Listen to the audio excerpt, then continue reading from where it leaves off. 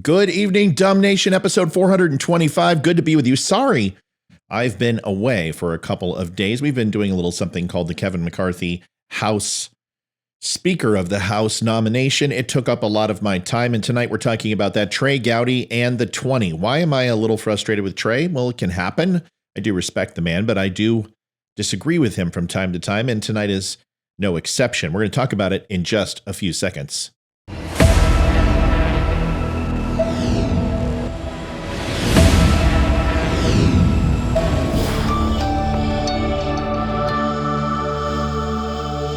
Thanks so much for stopping by. My name is Matthew Spear. I am the host of Don't Unfriend Me, also Breaking Truth, a little segment inside the network. And we are talking about Trey Gowdy and the 20, the people who resisted Kevin McCarthy's appointment to Speaker of the House and why they did. We're going to clear some things up tonight. The Don't Unfriend Me show is live 8:30 Monday, Wednesday, and Friday. You can find the recorded show usually Monday through Friday at the DUM Show across all social media. You can stop by, pick up some amazing coffee from Minuteman Coffee over at my site, don'tunfriendme.com, including some shirts and hats and all that other stuff. And please do me one more favor. Stop by the Purcellville Flag Company, pfcflags.com. Pick yourself up an American wooden flag. They are ridiculously cool, and they are over my shoulder right here. Pretty awesome. All right, let's get to the show tonight because I know we're all waiting with bated breath. We got to see this process. The left called it crazy and anarchy and, pure chaos. And of course, that's just what the left calls everything, even though they embrace the filibuster and try to block every single thing possible that they don't agree with. And that happens on both sides. But this is actually what government's supposed to look like. And I understand that's hard for people to understand because we haven't seen it. All we've seen is executive orders from Obama and Biden. And then legislation necessarily wasn't the number one factor of Donald Trump's presidency, where Republicans were behind him at all times. It was a very short window, about a year and a half of legislation where things went through. So it may not be something that's front of mind, but this is what it looks like. It's what I grew up with, and I haven't seen it in years. And honestly, it was pretty good to see. Let's talk about exactly what Trey Gowdy had said that got me into a little bit of a kerfuffle. It's pretty simple. Trey Gowdy is a constitutionalist, FBI lawyer, very smart man, knows more than I probably ever will about the subject, and he certainly rubs elbows and shoulders with a lot of people in Washington, so I respect his opinion on most nights. But as I was working out and doing a few lifting exercises, I listened to him on Saturday night, and I was surprised to hear him be the dissenting opinion towards the 20 dissenters in regards to Kevin McCarthy's ouster, if you will. Now, I want to be clear, the 20 and what they were focused on had nothing to do at all with necessarily getting rid of Kevin McCarthy. It was a foregone conclusion that Kevin McCarthy was going to be the speaker. I called that a year ago, and I think that people who dissented knew that. But there was something they didn't have. They didn't have a voice. And the Freedom Caucus has been a slowly growing caucus as more of the party kind of divides a little bit more to the right than of center. And what you have is a caucus that is not being taken seriously enough, in my opinion. They do have some valid points. They also have some things that are a little bit off the wall. But ultimately, dissension inside of a party is a good thing as long as it's working towards the citizen and the people that consider themselves to be in this party. Here is Trey Gowdy's first take. Fairly negative and not positive in regards to the dissenters. And then we'll follow up with another video right after that. I actually think this will be the best week of Kevin's life if he's the speaker. As miserable as it is, this will be the best one. The other thing I don't get is conservatives hate the filibuster in the Senate. They hate the fact that 40 senators can derail things, and yet they embrace the fact that 10% of the House is derailing things. Look, I don't mind if people are wrong. I just wish they'd be consistent. Yeah, I don't agree with Trey there in any way, shape, or form. It's not the Republicans that don't like the filibuster. In fact, we're trying to protect the filibuster because without it, Democrats will have unfettered access to do just about anything that they want. The dissenting opinion is important. We're going to get to that in a moment, but Trey's entire comment there makes really no sense. I've never heard Republicans complain about the filibuster in any way, shape, or form. Now, when the filibuster used to be reading of recipes and standing up for 8 hours on end for 3 or 4 days and literally just gridlocking the government, I think that's ultimately probably distracting to each party. But when it comes to being able to have serious conversation, serious discourse, and multiple votes on one singular topic, I don't think anyone except Democrats I've heard ever complain about that. So I'm not sure what he's talking about. The next video, he seems to walk it back a little softer, gentler. Trey, I'm sure he got some fan mail. And that's the difference between most of these guys and what I do. I don't care if you don't like what I say. I'm not going to back down on it. In fact, Dan Crenshaw, we'll talk about him in a little bit later. And although I like Dan and I do appreciate who he is as a human being, I don't agree with the last couple of things that he's said. But I don't think that also deserves him to be excommunicated from the Republican Party, but that seems to be what's happening, and I'm still not going to walk it back because I do believe he's a good dude. He just has made some stupid mistakes. We'll get to that in a second after this video. All right, Jim Jordan, at least for my money, may be the most conservative member of the House. I mean, there are others. There's Warren Davidson, there's Ken Buck, there's Thomas Massey. And what all four of those have in common is they voted for Kevin McCarthy every single time. One of them even nominated him. So I guess what I'm wondering. So Trey's begging the question here. It's like, well, because Jim Jordan said it's okay, why is it okay for everyone to vote? Well, because that's what's called dissenting opinion. And the greatest thing about our government, especially in the House, is that there is such an amalgamation of people. It's not as simplistic as saying, well, one person says, then we should all do it. That has nothing to do with a republic or a democracy. It sounds more like a monarchy or an oligarchy. We have dissenting opinions for a reason, for the minority voice, which we will also talk about in just a moment. And maybe what others are wondering too, I mean, there's no room to the right of Jim Jordan. I mean, you need rappelling gear to get to the right of Jim Jordan. So if he was okay with the rules package and he was okay with Kevin McCarthy and half of the Freedom Caucus was okay, why weren't the others? Well, I think that some of it was a source of frustration that they weren't at the negotiating table until after the election showed that they had the power that they did. Okay, so that's the first part of the truth, right? So they did not have the power at the first part. I mentioned that, and they didn't have the influence until after the election and realizing where everything stood. But here's the thing. Everything in the middle, she says, is complete crap.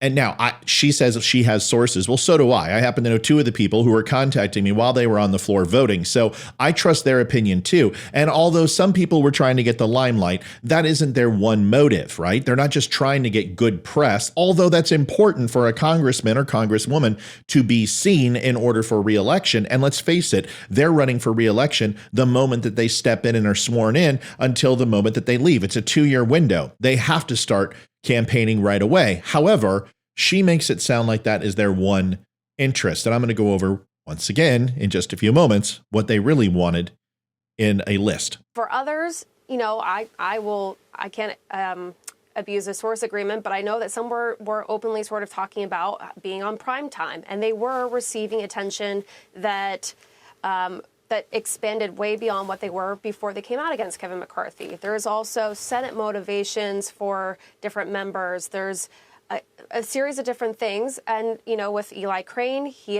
Okay, and now let's get back to the truth. And I happen to know this about Eli. He did stand his ground, said he wouldn't vote for McCarthy. You're going to hear that.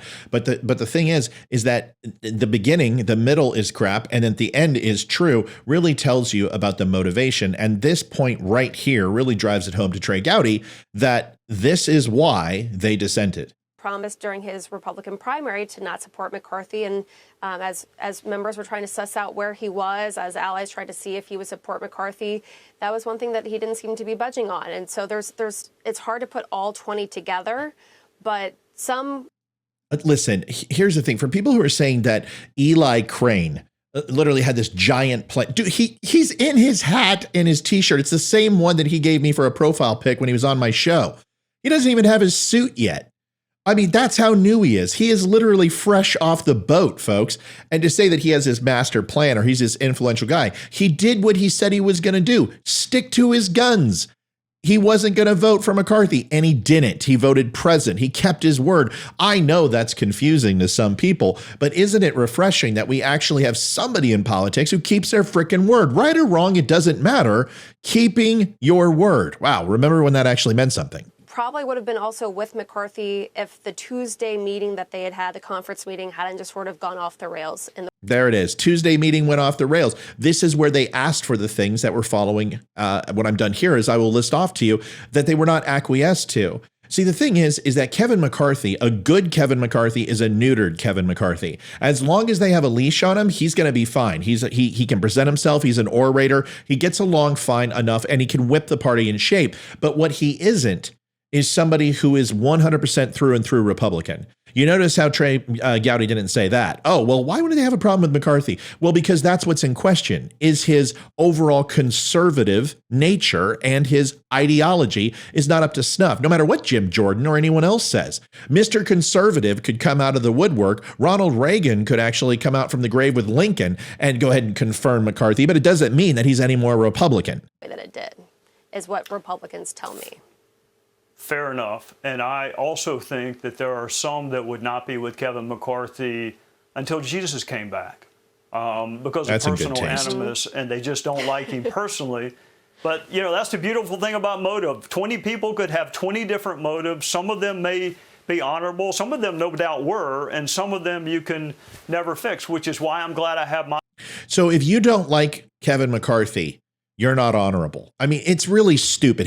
I think Trey doesn't do this very often, but when he does, he couldn't find his ass with two hands and a flashlight. He knows that he's on the wrong side of this. He's a constitutionalist. I guarantee it came out of his mouth foreign. It tasted like battery acid or putting his tongue on a 9-volt. This couldn't have sounded correct for him. And I bet you what he did is he had a writer write it, and then he went back and fired this guy, because this is not him. He doesn't talk like this, and it doesn't make any sense. It's antithetical to what he truly believes. At least I believe. Job, and not your job, Olivia, because you have to cover this all the time. But thank you for sharing with us the longest week of your life, I bet.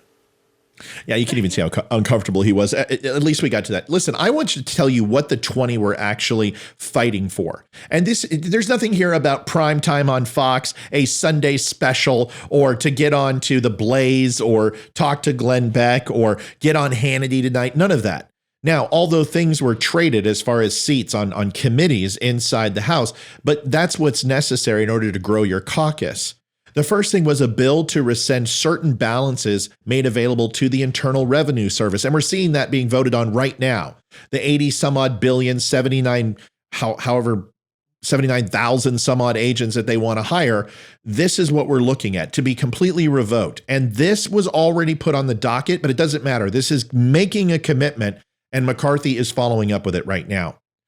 They wanted a bill to authorize the Secretary of Homeland Security to suspend the entry of aliens and for other purposes along the border. Once again, we just saw this huge omnibus bill, $1.7 some odd trillion, and none of it was allocated to our borders, but 5 Islamic states, their borders. Doesn't make much sense. They wanted a bill to prohibit the Secretary of Energy from sending petroleum products from the Strategic Petroleum Reserve to China and for other purposes, to keep them here in the United States where they belong, so we can go ahead and fluctuate our pricing based upon supply and demand.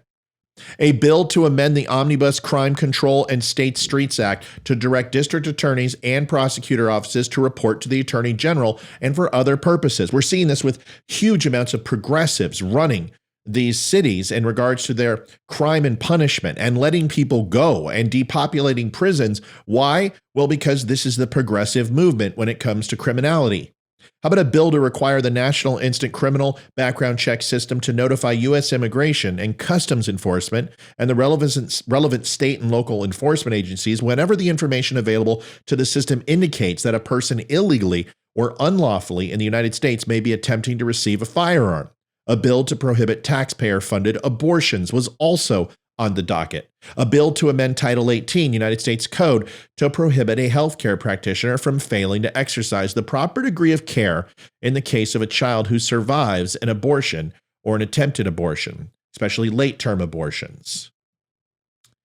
Just to let you know also, something that just came down is Mark Green, a Republican from Tennessee, was selected by the House Steering Committee, and he is going to chair the Homeland Security Committee in the new Republican Congress. The interesting piece of that is Green was picked over Dan Crenshaw, he's a Republican from Texas, Navy SEAL. He drew complaints from House GOP members. Last week, when you remember, he called people terrorists, called them extremists. Well, this was the start of the new Congress, and Crenshaw is out, even though he apologized for that remark on Sunday and said his remark was, "We cannot let the terrorists win," was a turn of phrase. You can walk away from maybe a red flag comment a few years ago, Dan, but you're not going to sit here and sound like a Democrat and walk away from it twice in the same term. Unfortunately, this is the problem in today's politics. If you don't show allegiance to your party, you're considered a rhino. And Dan, I have to say, even though I've defended you plenty of times, this was stupid. You shouldn't have done it. I understand 36 hours out of 72 sitting on the floor waiting for this to happen. You're a SEAL. You're a hard charger. Well, Eli Crane and Morgan Luttrell were also sitting there, and they didn't flip out and call half of the Republican Party, or at least a large portion of it, who understood what the Freedom Caucus was doing, called them terrorists and extremists. Here's what it comes down to. And this message just isn't to Trey Gowdy. It's to every single person who was talking trash about these 20. Now, I understand some of these 20 are considered far right. A lot of them support, and are making excuses for January 6th, the stolen election, and all this other stuff. And you can agree or disagree. I don't necessarily have fondness for a lot of them. I care about two of them specifically. But I think you need to understand is what this crew is doing is separate from that. And if we can't do that, specifically like Dan Crenshaw, when he says something stupid, but then look at his voting record, which is 94% Republican, are we losing somebody who actually is a strong conservative? The answer would be yes. Just because he has a stupid mouth sometimes, does that mean that we have to abandon him? The same holds true for the 20. The truth comes down to this. The struggle of minority rights versus majority rule is that those that compromise more than half of the population can make binding decisions that affect the whole population, even though those that oppose those decisions while still offering protections for those in the minority. And although the minority group may not be able to make binding decisions for those in the majority, their voices can and should be heard. Their beliefs are still protected and their input is still valued. And in a country such as the United States, with its frequent elections, the majority is also not guaranteed to be in power for any significant period of time. Sometimes the minority is able to convince others to change their beliefs and support a minority position, as we saw with the vote for Kevin McCarthy. And sometimes the minority becomes the majority as well. Be careful to the current majority. This interplay is key in the flourishing of what you call a democracy, Mr. Trey Gowdy, and I call a constitutional republic.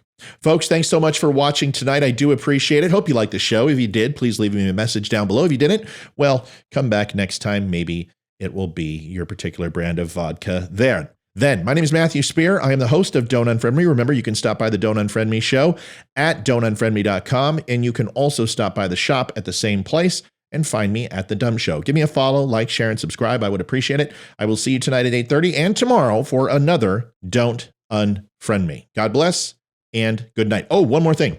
Veteran Crisis Hotline, 1-800-273-8255, press 1. 22 veterans commit suicide a day. Please provide this number to a veteran. They need our help. They need swim buddies, battle buddies, and most importantly, anybody at this time. That anybody could be you. Please write down that number and provide it to a veteran. Good night, and I will see you tonight.